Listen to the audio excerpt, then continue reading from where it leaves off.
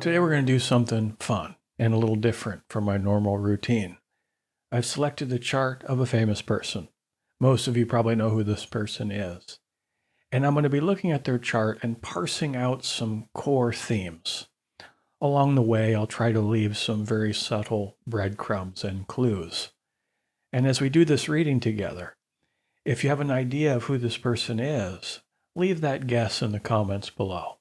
This won't be a full birth chart reading, so if you see something I didn't catch in the chart, comment that below as well.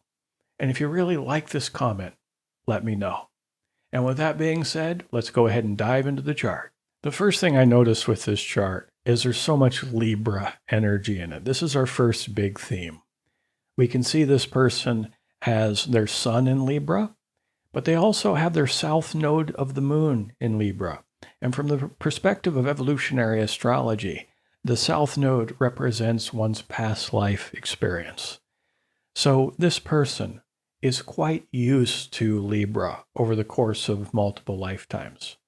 The soul of this person didn't come in saying, I think I'll try on Libra for size, see what that's like, No, not at all. It's like been there, done that. Now the south node we want to look at somewhat suspiciously. We recognize, yes, they've been working with Libra for a long, long time, but with the south node, it stands to reason that they're still messing up with it in some way. So this person, yes, is a Libra on steroids. That's for sure. The strongest archetypal field in this chart, hands down. But there's also some issue that is kind of nagging at them, spanning over multiple lifetimes. Some wrinkle that they're trying to iron out. Now, just a quick aside here. The rising sign, and you can tell what the rising sign is because it's on the left side of the chart over here. It's whatever symbol's here on the left side. So this person has a Gemini rising. We'll get back to that later. But ancient astrologers noticed something quite profound, that the planet that rules the rising sign of the chart plays a tremendous impact in the biographical reality of the individual, so much so they deemed it the chart ruler. So the ruler of Gemini is Mercury. So Mercury is the ruler of this chart. So this is a very mercurial character, we might say. And even if Mercury was hiding off in some obscure corner of the chart, we'd have to pay close attention to it because it's the chart ruler. But it's not hiding, not at all. It's right over here in the same sign we were talking about, Libra. It's in the 6th house, which is quite interesting because Mercury is said to be the planet that rules the 6th house.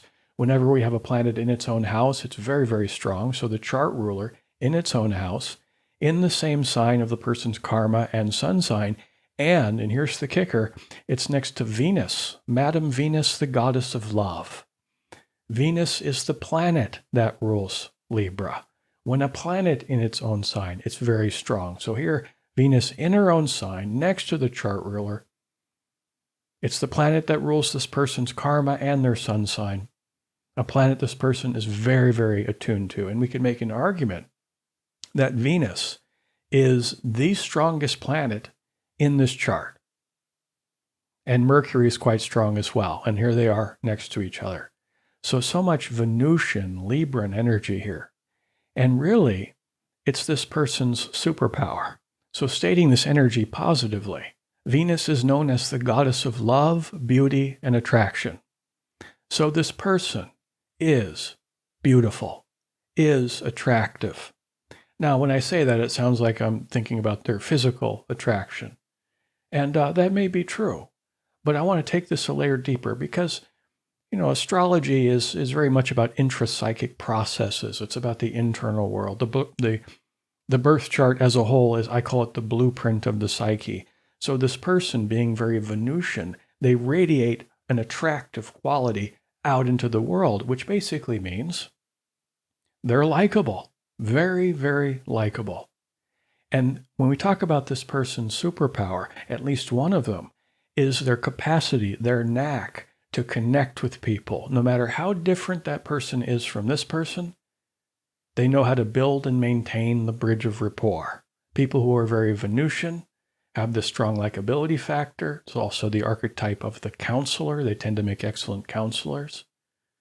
So this person is a relationship-oriented person. This is a core value.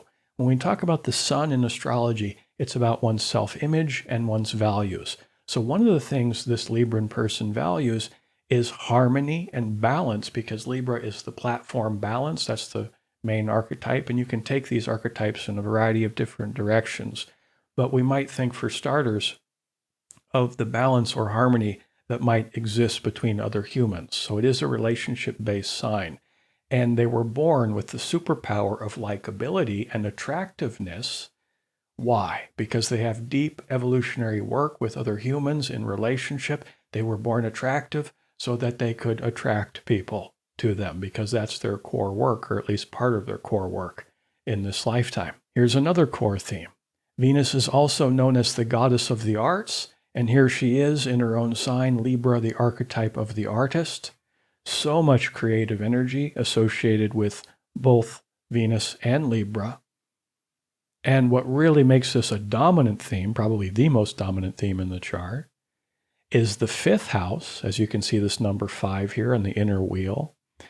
He has so much planetary energy in this one house. He's got Jupiter, Pluto, Uranus, Sun, and the South Node, all in the fifth house. And the fifth house has many layers of meaning, but one of them is it's the house of creativity. So here this person has the solar identity of the artist as a Venusian person in the fifth house of creativity. So it stands to reason, this person probably is a professional artist. Since I'm picking a famous person here, there's a clue for you, but it's rather obvious. But even if they weren't a professional artist, they would be an innately creative person, and part of this person's mission or dharma in the world is to respond aesthetically to life. Whether they create beauty or not is a secondary question. So that we take this idea of attractiveness, we put it in a relationship context, but then also their capacity to create attractiveness through creative self-expression. The fifth house is also the house of courtship and romance and sex and love affairs. So there's a romantic style to the fifth house, but so too with Libra.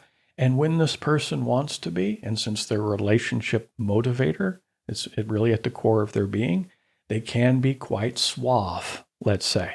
They know how to do that. They know how to connect. They know how to, draw people in with this sort of come hither energy, another superpower of this person. Now, in terms of the art they create, the beauty they create, we got to recognize that this person also has Uranus conjunct the sun, which means there's a certain inventive quality in their capacity to create, a uniqueness, not only in what they create, but just who they are as a person. Because Uranus is the rebel, the revolutionary archetypal field, much like Aquarius is. These symbols are connected to each other. So whenever you have a planet next to the sun represented as one's identity, this person's identity is Libran, but it's also very Uranian, which is to say, this person at times feels like an outsider or an exile in their own life. And they've suffered continually in the course of their life from things like rejection, betrayal, and abandonment from some pockets of people who tend to be more mainstream or more normal. So this person was born different, born with this feeling that I'm a stranger in a strange land. I'm an alien on an alien world. And yet they're meant to create as their life path in a way that's very unique to them, regardless if they receive acceptance from others. So if you think about famous artists who are very, very likable, who comes to mind? Okay, those are the first questions you want to ask yourself as you're contemplating a guess here.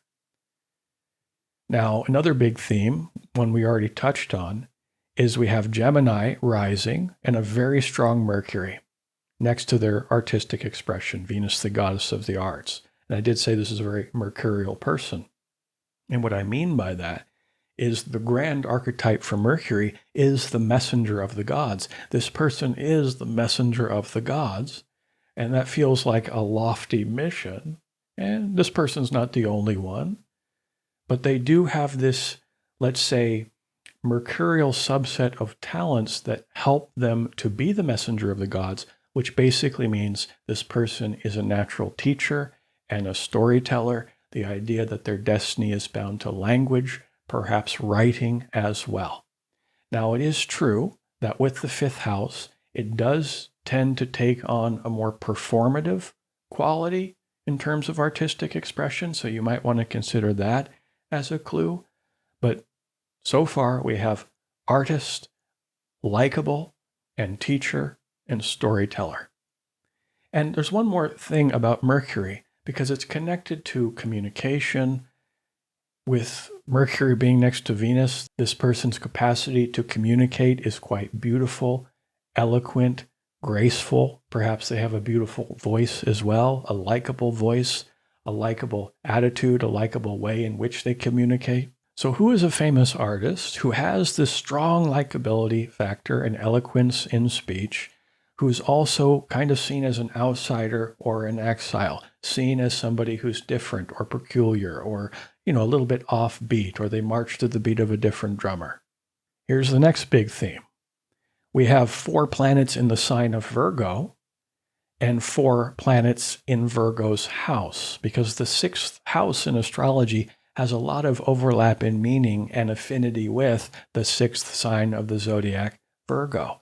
So that we could call it 6th phase symbolism is very active in this chart. And what the 6th house and Virgo have in common, the word they share is service. So at the core of this person, there is a deep emotional drive, because the moon is about emotions, moon in the 6th house, a deep emotional drive to be useful to others, to be impeccable, to enter into service. This person came to be into this world as an artist through the act of service. They see their artistic expression as useful and meaningful in the world. And they came here to be a helper spirit. And people with strong 6th phase symbolism in their chart tend to be very hardworking, not in the more Saturnian sense of hardworking, which is just kind of work 16 hours a day towards exhaustion, this indomitable willpower, and they just burn the candle at both ends. 6th phase isn't exactly like that, although they probably have the capacity to do that. All earthy energy, earth signs, the earthy planets have that capacity to be hardworking. But the drive here in the hardworking sense and self-discipline sense is to become impeccable and perfect at one's craft, because that's another component with Virgo, which is it's the perfectionist archetype. So I see this person very much as a perfectionist in their preparation for their creative acts. I just want to say that the whole reason I picked this chart to look at today, this particular chart, is because it is such a Venusian chart. Venus, the goddess of love. Happy Valentine's Day, everybody. And just a quick shameless plug, I just released a new guided meditation on my other channel, Meditation Nexus. I'll put a link above if you're interested. It's a Valentine's Day meditation to open your heart and connect with those you love in your life through, leveraging the power of binaural beats and theta wave technology and the visualization of the mind to create the emotional states in your own heart that you would like to see, as well as areas of your life to flourish. And in this case, it's a relationship-based meditation. Another big theme we have here is we have the moon in Scorpio next to Neptune in Scorpio. More on that in a moment. The planet that rules Scorpio is Pluto, and Pluto is next to Jupiter. And this is an interesting combo here, the Jupiter-Pluto conjunction, classically known as the billionaires aspect, because we see this aspect in the charts of like Warren Buffett and many famous literal billionaires.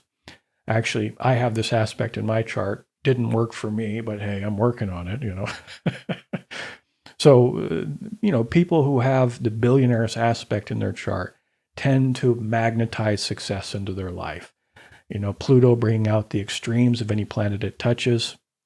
Jupiter with its expansive quality, the planet of luck and good fortune. Okay, here they are next to each other. So this person attracts success into their life. Now, is it smart success or stupid success. It depends on the choices they make. And the choices that make smart success in this person's life are choices that are in alignment with these core archetypes for finding in their chart. Now, back to Moon conjunct Neptune. This is a very sensitive placement in the chart. This person's very sensitive because the Moon is about emotional sensitivity because it represents our heart. It's in a water sign of Scorpio. The Moon is always going to be stronger when it's in a water sign. And Scorpio itself is one of the more intense signs of the zodiac emotionally. They feel so deeply, Scorpios do, especially Moon and Scorpio people. And then Neptune is the classic mystic archetype, which is about psychic sensitivity. So we have very strong emotional sensitivity in this person, but also psychic sensitivity.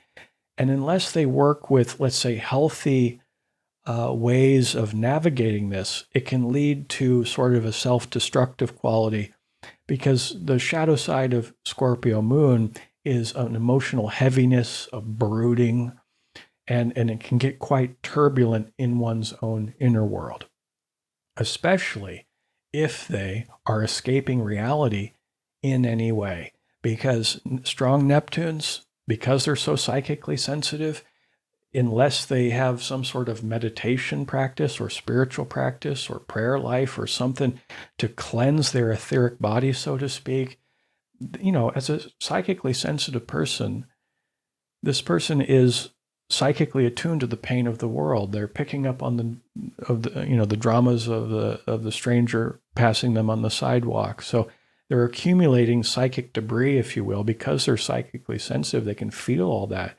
And unless they have a healthy practice in their life to flush that stuff out, to remain healthy and vigorous on an etheric level, eventually they will be drawn to various forms of escapism. That's the shadow side of Neptune on the Moon. And that's also the shadow side of the fifth house, because the fifth house is known as the house of pleasure. So big theme here, major vulnerability in this chart to escapism and addiction.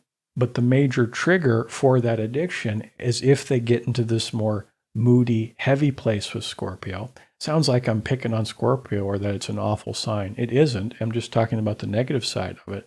On the more positive side, this person is deep in psychological. So I'll just give a little spoiler clue here, a little bigger than the ones I've already given. This person is an actor. So you take this psychological savvy of the Scorpio energy and all this creative energy and this capacity to be a storyteller. I would imagine this person has a very strong understanding of the psychological undercurrents of the role of the characters that they play, the roles they play, a deep psychological understanding of these people, which helps to inform how they want to create as an actor. And I would imagine also at times this person has the capacity to kind of, we could say, enter the zone, so to speak, because people who are mystical, people who are Neptunian, have the capacity to not only merge with the character they choose to play, if they're an actor, for example, and to become that, but then enter into this almost trance-like state as they perform what it is they're performing. So there's a quick walkthrough of this person's chart, their main themes. You might already have some ideas on who this person is. I'll check out the comments below, see if anybody guessed it right. But here we'll give the big reveal. Drum roll, please. Okay, this person is Will Smith. Now, previous to the slap heard round the world, okay, this person was considered, in my opinion, and some of you may disagree, but I would say was widely considered one of the more likable actors in the world. There are others, of course, but there's many people who, even if they weren't really into his movies, there's this likability factor about Will. And here this person is utterly Venusian and Libran, this attractive quality to attract people. They value the bridge of rapport with other people. Well, why did he absolutely dynamite that bridge of rapport with Chris Rock? Well, he was offended. People have different opinions about that. But as we contemplate, it's like from a more psychological perspective through the lens of the chart, how did he get there? How did he get to that place of utter reactivity? Well, circle right back to the beginning. South Node in Libra, there's a certain karmic vulnerability to the dark side of Libra. Yes, one of his superpowers is to connect and build the bridge of rapport with others, a natural counselor through the likability. If somebody takes that too far, what happens? They become passive aggressive. They become a people pleaser. They compromise too much of their own needs. And if too much of that is going on within their close relationships in their life, because it is a relationship sign, what builds up within them is this sort of, use a scorpionic word here, this brooding resentment that builds up over time. And that resentment eventually devolves into contempt.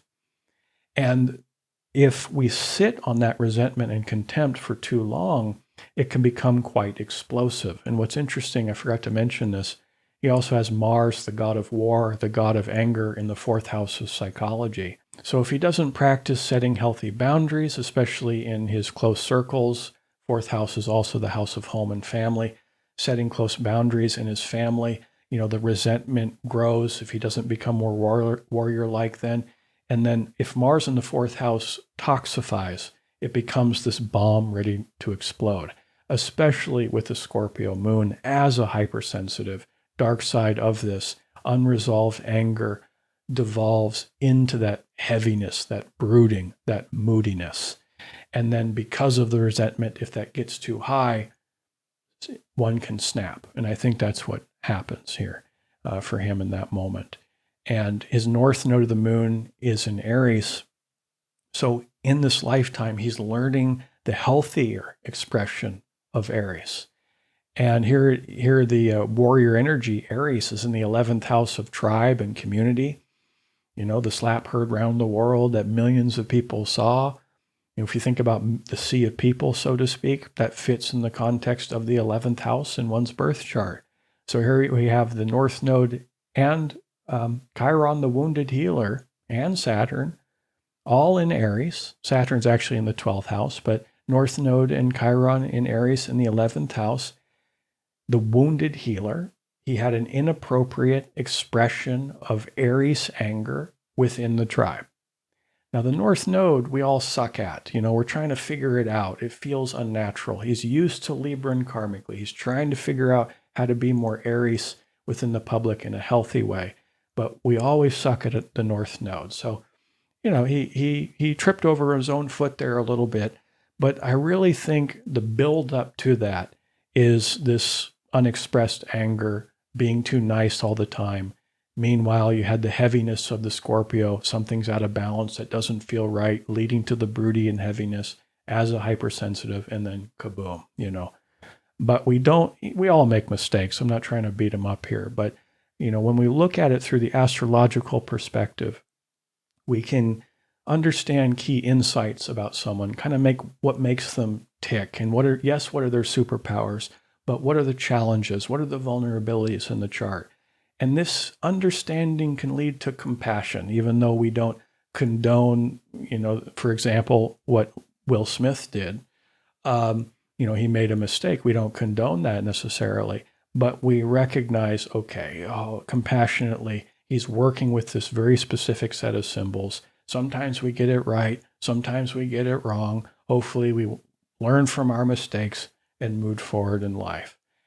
I hope you enjoyed this sample birth chart reading of this mystery chart. And again, if you'd like to see more of this content, this is very experimental. Leave that in the comments below.